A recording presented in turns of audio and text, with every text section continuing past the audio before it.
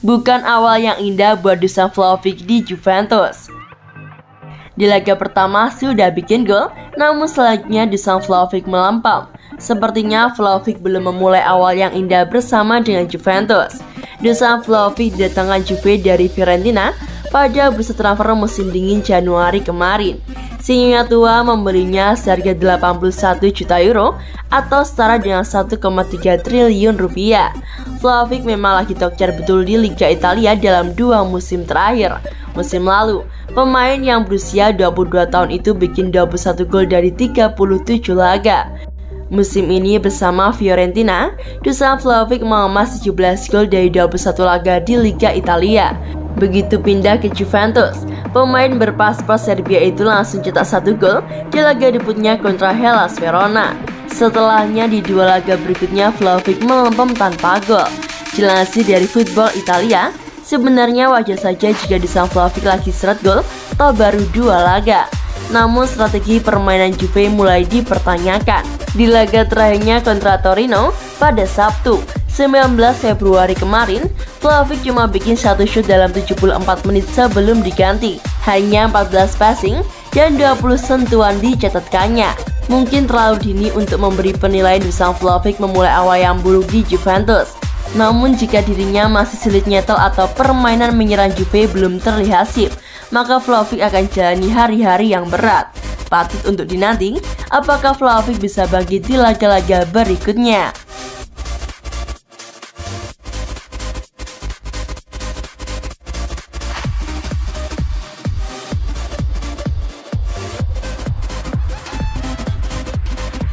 Juventus pastikan Dybala dan Rugani absen hingga 10 hari.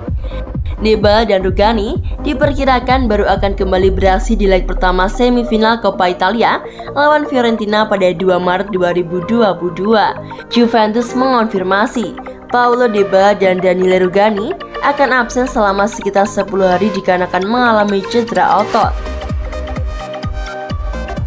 Kedua pemain itu hadir di pusat medikal pada Minggu 20 Februari pagi waktu setempat untuk menjalani tes. Hasil tes medis menunjukkan tidak adanya kerusakan yang lebih serius seperti lesi.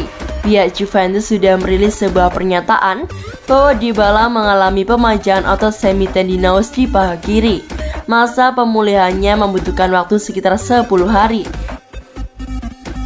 Di tengah padatnya jadwal pertandingan Bianconeri, Rugani ditarik keluar ketika melakukan pemanasan dalam hasil imbang 1-1 lawan Torino di Serie A Italia pada Sabtu 19 Februari dini hari waktu Indonesia Barat, dan ia didiagnosis dengan pemanjangan otot bisep femoralis di paha kirinya.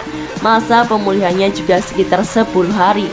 Dengan situasi seperti saat ini, Dybala dan Rugani akan absen ketika singa tua melakukan perjalanan ke Villarreal di ajang Liga Champions Rabu 23 Februari dini hari waktu Indonesia Barat. Keduanya juga akan melewatkan pertandingan Serie A lawan Empoli pada 26 Februari. Saat ini, Juventus berada di peringkat keempat di klasemen sementara dengan perolehan 47 poin dari 26 pertandingan. Terpaut 9 angka dari sang pemuncak klasemen yakni AC Milan. Dilansir dari Football Italia, diharapkan mereka sudah bisa kembali tampil di leg pertama semifinal Coppa Italia lawan Fiorentina yang akan digelar pada 2 Maret mendatang.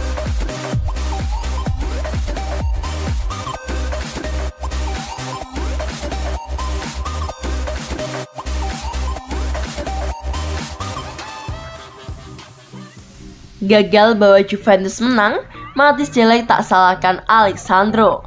Sama seperti ketika menghadapi Atalanta pada pekan sebelumnya, Bianconeri kembali meraih hasil imbang 1-1 kala mereka menjamu Torino di Allianz Stadium Sabtu 19 Februari dini hari waktu Indonesia Barat. De Ligt membantu Juve unggul pada menit ke-13 melalui tandukannya yang memaksimalkan umpan sepak pojok dari Juan Cuadrado.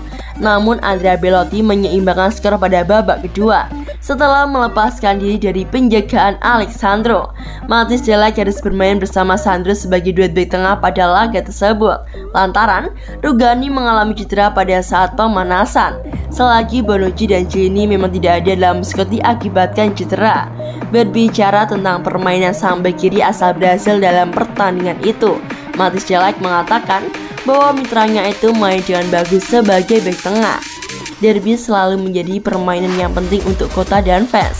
Alessandro main dengan sangat bagus. Kini kami punya 3 bek tengah yang sedang cedera dan Danilo dilarang tampil, kata sang bek tengah timnas Belanda itu kepada Dutch. Itu adalah momen darurat namun dia main dengan sangat bagus. Kami punya hasrat yang besar untuk mencetak gol. Danilo mencetak sebuah gol seperti itu juga kontra Atalanta.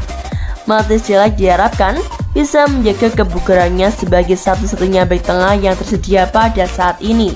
Dia diprediksi akan berdua dengan Danilo, fullback yang juga bisa bermain sebagai bek tengah ketika Juve melawat ke markas Villarreal untuk leg pertama babak 16 besar Liga Champions di Estadio de la Ceramica pada Rabu, 23 Februari dini hari waktu Indonesia Barat.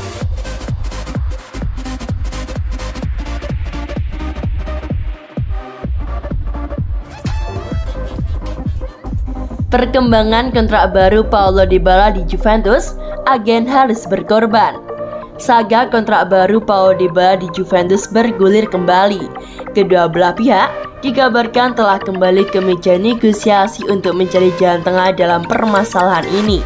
Seperti yang diketahui, kontrak Dybala berakhir pada akhir bulan Juni mendatang. Bosman Ruling memungkinkan sang pemain untuk mengikat prakontrak dengan klub lain sedari bulan Januari lalu, tetapi Dybala belum melakukannya. Pemain berdarah Argentina tersebut diyakini ingin bertahan di Allianz Stadium jika permintaan gajinya diterima. Sejatinya, pada bulan November lalu, Dybala dan pihak klub diisukan sudah mencapai kata sepakat. Namun ritual tanda tangan kontrak tak kunjung dilakukan hingga bulan Januari. Beberapa laporan yang beredar mengatakan kalau Juve ingin merevisi penawaran kontrak baru untuk sang bintang. Untuk yang belum tahu, Juventus menawarkan kontrak dengan bayaran 8 juta euro per musim ditambah bonus terkait performa. Laporan yang beredar di bulan Januari kemarin menyatakan bahwa Juventus ingin menurunkan nilainya. Alasannya seperti yang dirumorkan adalah masalah cedera dan inkonsistensi dari performa. Dybala kemudian membalasnya lewat gol tanpa selebrasi saat bertemu Udinese, membuat hubungannya dengan pihak klub merenggang. Baik Juve maupun Dybala telah mengungkapkan bahwa obrolan perpanjangan kontrak akan dimulai kembali pada bulan Februari. Dan baru-baru ini laporan dari Calcio Mercato mengatakan Juventus sudah membuat proposal baru untuk Dybala. Menurut laporan tersebut, diketahui bahwa Juve kembali menawarkan proposal awal yang telah disepakati pada akhir tahun 2021 kemarin. Namun syaratnya, Jorge Antun selaku agennya mau berkorban. Antun diminta untuk mengorbankan komisi yang ia bisa kantongi kalau kontrak baru telah ditandatangani. Tak diketahui jumlah pastinya, namun Calcio Mercato berkata bahwa nilainya cukup besar. Situasi ini akan menunjukkan seberapa besar keinginan Dybala bertahan di Juventus. Jadi harapannya, penyerang yang berusia 28 tahun tersebut bisa meyakinkan sang agen agar mau merelakan komisinya.